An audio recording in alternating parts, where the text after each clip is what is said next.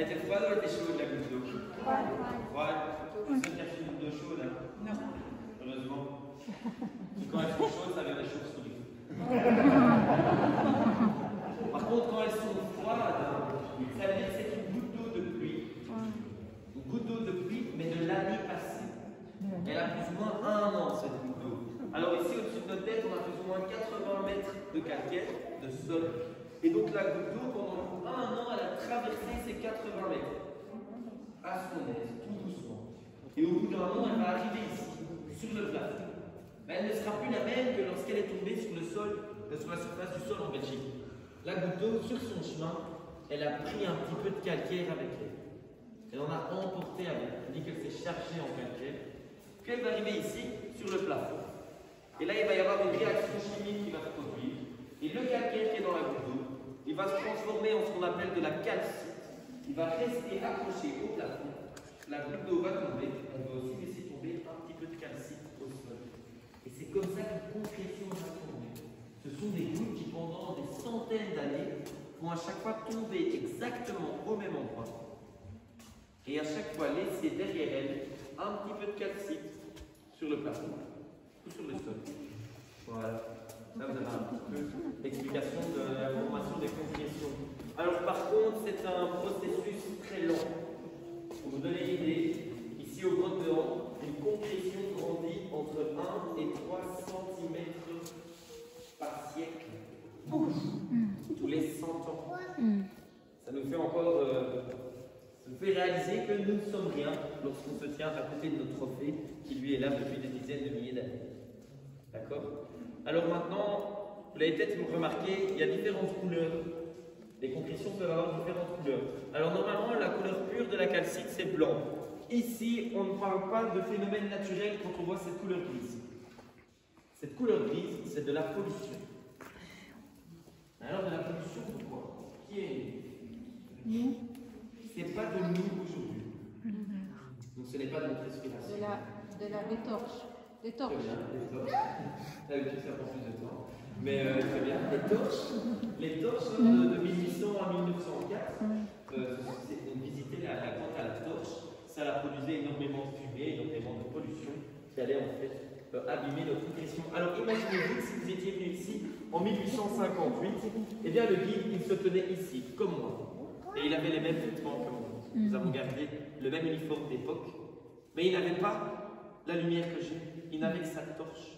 Alors, pour essayer de montrer la salle de la meilleure manière qu'il puisse aux visiteurs, eh bien, il se rapprochait du trophée très dangereusement. C'est pour ça qu'ici, eh bien, il est devenu tout gris. Alors, vous qui êtes là, vous pouvez voir que tout en haut, le trophée il est aussi tout noir. Vous voyez cette couleur noire. Ça, c'est parce que tout au début, il y avait une petite tradition, si vous voulez, que le guide, il allait chercher un petit peu de paille qui était fraîche sur le trophée, il allait en mettre là-dessus et hop, il l'allumait avec sa torche, ça faisait trop. On va allumer la salle. Vous imaginez la catastrophe que c'était au niveau géologique. Ils ont vite arrêté ça. Et bon voilà, aujourd'hui, 200 ans plus tard, on peut toujours le voir, les traces de ce tourisme. Alors, est-ce que vous avez fait attention au pont sur lequel on vient de passer? Vous vous souvenez, je vous ai dit, je me tenais sur ce pont, j'avais de l'eau jusqu'aux hanches. Ça veut dire que l'eau, elle va monter jusqu'à la balustrade du pont en hiver. Ici, si vous venez ici en hiver, vous aurez de l'eau jusqu'aux genoux. D'accord? De l'eau partout. Alors, ce qui veut dire que les galeries qu'on va utiliser maintenant, en hiver, elles sont inondées. Totalement sous eau. Impossible de passer dans la deuxième partie de la grotte. Pourquoi? Eh bien parce qu'en fait, le courant de la laisse est beaucoup trop fort. Alors, dites-vous que certaines personnes ont essayé de réaliser un exploit sportif en nageant à contre-courant en apnée pour rejoindre la deuxième partie de la grotte. Il y en a qui ont essayé, ils ont eu des problèmes. Ils ne sont jamais sortis de ce siphon et on n'a jamais retrouvé le truc. Mais aujourd'hui, nous allons utiliser ces galeries, qui sont les galeries les plus froides de toute la visite. Il va faire 7 degrés dans quelques instants et 100% d'humidité. J'espère que personne n'a fait un brushing hier. Ça va être à la tête. Alors, nous allons utiliser ces galeries pour aller voir les autres spectacles de son et lumière des grottes de Han. D'accord? Ce spectacle s'appelle Origine et il va vous raconter l'origine du monde. Moi, je vous ai toujours à mes visiteurs de prendre un petit peu de recul dans la salle, parce que j'ai déjà vu plusieurs centaines de vois ce spectacle et je trouve qu'il est plus beau avec un petit peu de recul et donc une belle mise en son. D'accord? Allez, nous sommes partis, nous allons voir Origine.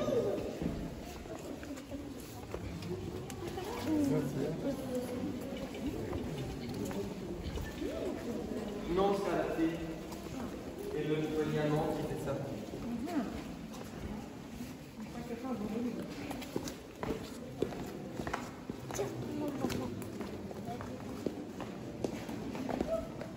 Parce que glisser quand elle doit mal. Trop vite. Parce qu'il y a les gens derrière. Trop je glisse. Il va me glisser que je tombe. Arrête de la Pourquoi? Disons, trop des gens. Pourquoi? Vous savez pas, non? Non, je fous Rice. Ah. Il y a des plantes. Il y a d'autres plantes.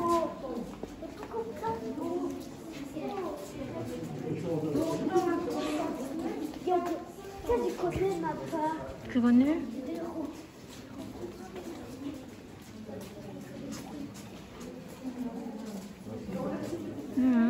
Oh, Il y a des plantes partout.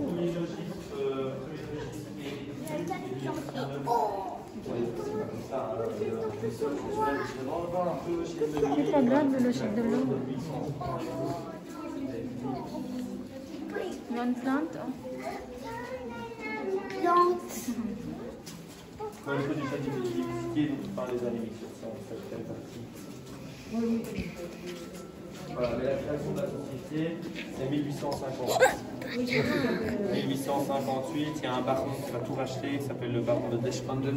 Et c'est aujourd'hui toujours ça. Fais attention comme il y a la peau là. Un passionné de la grotte, c'est un origine allemande, mais il était ardennais. Alors les chaussures toutes sales, mon bonhomme.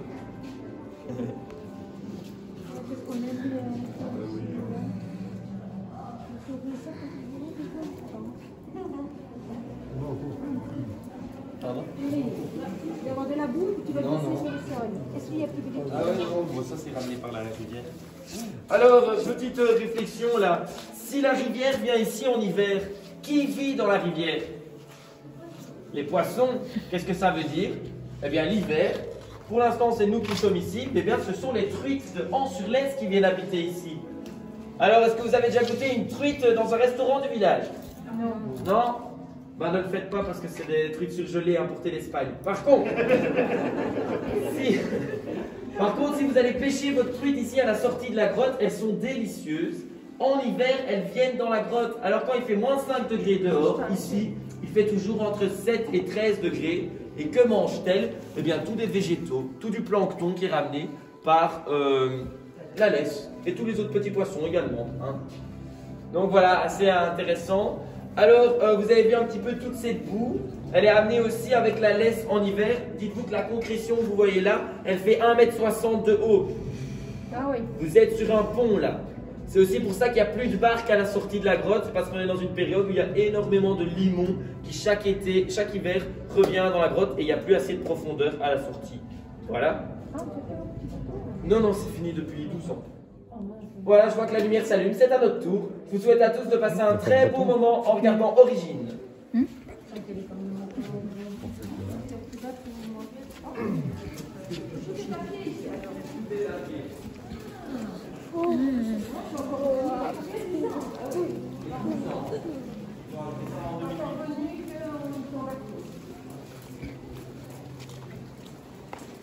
Et le limon, il ne s'en pas.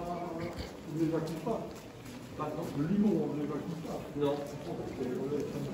En fait, si on pourrait, hein, on pourrait draguer le chaque année à son bras. Même si chaque année on fait Ah, les gars, c'est très beau.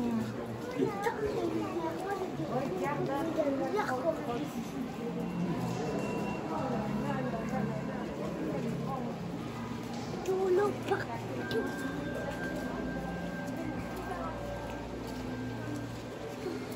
Des vampires, quoi.